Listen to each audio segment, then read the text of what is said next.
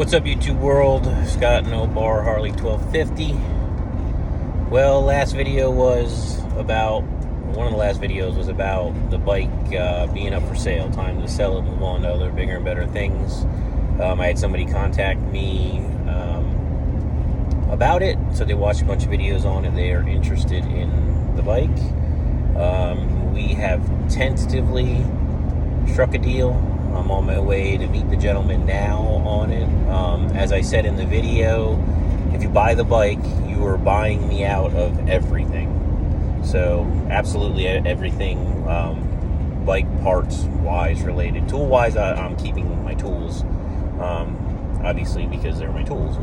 Bike lift, I'm keeping my bike lift because of, I plan on buying another, say, street bike and servicing and things like that, just so I have it.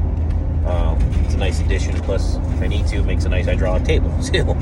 But anyway, I am all loaded up. As you can see behind me here, I have all my parts and pieces, every spare that I have, every spare that I used to take to the racetrack with me, all the good parts that, all the little trick parts that kind of hard, some stuff's kind of hard to find, some stuff's kind of expensive to find. And back there you can kind of see Miser is on my open car trailer, strapped down. The guy's even getting the wheel chalk off the car trailer with it. So it's kind of, I don't know, have mixed feelings, mixed emotions about this deal. Not that it's a bad deal going on. If it goes through, I'll post about it or whatever, make a video on it and stuff. Just because me and that bike have been through so much, and I've had so much help on it. To get it to where it is, and now it's consistently running where it's at. I don't think I got anything to go any faster. I don't think I can prove anything anymore with the platform on what the bike is. Just because of me riding it, I'm not a small person, so the only thing that's going to go faster is if I lose about 50 pounds, and that's probably not going to happen. The next step would be to go to another motor platform, a bigger motor platform. That I don't know would necessarily be worth it for me to do it, because I plain and simply, I really don't plan on traveling to any of these races anymore. My plan originally was just to do kind of the local stuff. I've tried a lot of the local stuff, and it's just tough to compete with what I have there. It's a no-box bike, it's kind of elementary. Everything is very, very elementary on that bike and very simple. And then you're racing against guys, the ET platform is very good. You're racing against guys that have delay boxes and all that kind of stuff on their bikes. And they're just good, plain and simple. I guess I put more seat time in, I can get better at it and stuff like that. But it's kind of tough when you're competing against the computers and stuff. So, for me to continue to do that, I think the most sense would be for me just to buy one of those type of bikes and then go with it like that, which I don't plan on doing at the moment. What I would like to do, kind of get back to, is where I started, is just have a hot rod street bike where I would go Friday, Saturday nights, rip it off at the track, run a good number, head home, go out Saturday afternoon with the wife in the back and go get lunch somewhere and do whatever, and just kind of enjoy things in that aspect of it. So, I don't know, we'll update as I can. I don't know, I'm not going to film at this guy's property. He knows I have a YouTube channel, because obviously he's seen the bike on the YouTube channel. That's what attracted him. I don't know, I'll ask him when I get there and see how keen he is on some people just don't want their stuff, know where it's at or whatever. They get afraid of, this day and age, you never know who's watching or who's doing what. So, keep you guys updated. Hopefully the deal goes through. But like I said, it's kind of bittersweet. I'm still kind of on the fence. I'm still on the hair trigger of just saying no and turning around and going home. Because like I said, this bike has so many memories, so many builds through it, so many people that helped me on things and things that we found and researched and tried, and trial tribulations and everything else. So, but it is just an object. And we could build another if we wanted. Like I said, the next step would be a bigger motor, but the only thing that I can do with what I have here is possibly go to a 90-inch, and even all the no bar or the non-bagger classes almost everywhere are now accepting, first off, big twins. I mean, 124-inch big twins and stuff like that. It's tough to compete with what I got. Even when you go 88-inch and 90-inch, makes it tough to compete like that. And a lot of those classes are allowing up to 100-inch. So, and yes, you can make a 100-inch Sportster. Not with the stuff that I have, but you can make a 100-inch Sportster. They're out there. Casey Smith's bike, he's killing it out there. It's fast. I can't compete with that. So that's where I would need to go, to get on that level of performance, would to go that direction. So my daughter's kind of getting older now, and she's kind of getting into the car and truck thing with me a little bit here. That's why we started messing with the truck. And we possibly could have an addition to the car, so then we have, 2 vehicles that we can do that with. And both enjoy it. So we'll see how it plays out, but I'll let you guys know and give you an update as we go, and we'll catch you then. All right, guys, so here it is. Miser's gone. Me and the owner were able to strike a deal. We worked out a trade and a cash deal, and so Miser has moved on to his new home. And what we have here is a 91 Cavalier. Yes, that is big tires on the back of it. 468 cubic inch big block, turbo 400 trans, pro trans brake, 9-inch profab rear ending going on in here under a 91 Cavalier. It's got all its lights work on it, be a good drag and drive. And this is what we're coming home. This is the new addition. So that's that. Yeah, so here I'm just checking, had a little bit of a top end rattle tap type thing, so I'm just checking over the rockers. As you can see, they're very loose. We set them 16 to 18 thousandths.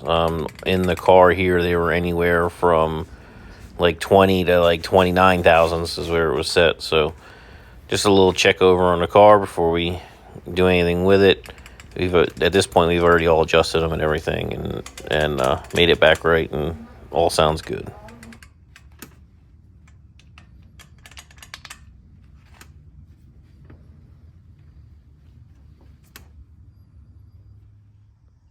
All right, guys, today's Saturday. I got the car last Saturday. Didn't do much with it all week long. Just with work and stuff, really didn't have much time. So yesterday I got home from work. I was able to put it up in the air, so I kind of go over, try to nut and bolt it. Wanted to run the valves, check the valves and everything. Got some Scorpion 1.7 rockers in there. Cast head, 781 cast head, cylinder head. Probably going to raise the ride height in the front because it was really, really low, and it is right on the header for that shock mount there, the coilover mount. So we'll probably raise it up 1 notch on those there. And then back in here, I noticed so far fuel pump is weeping fuel out of the hole there. It's a common seal that goes bad with them. So other than that, car's looking pretty good. We got a little leak on the rear end. Gonna reseal the third member. All right, so before my wife came home, and then I had to empty the car for the groceries, back to the car here. So looking for a different kind of shifter. That's a Pro ratchet shifter. I want to be able to get like a Hirsch quarter stick or something so that I can go right up, throw it in neutral as I pass through the traps and stuff. This one you can't. You gotta ratchet each gear. Works, but it's not ideal. Kirky seats. This one I need to go through and remount it. That one over there, I just need to fit myself in it. See if I can lower it down a little bit. Move it around. Gotta find a different detachable steering wheel. That one's kind of old school, not really my thing. Regular gauge up there, but a neat thing is that rear view mirror has a backup camera in it, and the backup camera is actually at the back of the car, and it actually does work when you throw it in reverse. So, line lock button on the shifter handle, trans brakes over on the steering wheel, stock dash. Rear seats have been removed for the tubs to be put in. Pretty unique car, for sure. NHRA certifications. Last certification looks like it was 2018, so I will have to get that recertified. And that is for 850 and slower. It was at the chassis shop. It had a few other bars put in, so it should certify for 750. We'll see. Painless wiring. Switch panel right there. All the other MSD box and everything is all sitting right here. Might have somebody rewire the car. I'm not sure. See how many connections and how unreliable the car is and what kind of stuff we come into with it. Turbo 400 trans with a Pro brake on it. The 9-inch rear has 35 spline axles, strange axles in it. It's a 31 by 14 rear tire. This is 468 inch motor that's in here. Cast head, solid roller camshaft. Dart intake, 1050 Dominator on the top. MSD distributor. Vizier electric water pump, big aluminum radiator. Neat thing about this car is these lights all work. They are connected right here with this as a trailer plug, believe it or not. But I can pull that pin out, take that bolt out, and the whole front end comes off as one complete piece. So that's pretty cool, I think, anyway. Bump button on the firewall, one on either side. They do work. I just tested them out last night. And well, about it. That's the new project that came home here. Like I said, we got this in trade for the bike. We got the car and some cash for the bike. So came out good. Both parties are winning in the situation here. The gentleman I got this from was getting into doing his bike and doing it just like I had mine done, except he's going to run a wheelie bar. So he needed a lot of the motor parts and things, and wanted the motor for in his bike. So whether you see my bike out on the track anymore or not, I don't know. I don't foresee it. I see the gentleman just taking the engine and stuff like that out of it, and taking the good parts off of it and leaving the rest sit. But that is that. So this is a new project.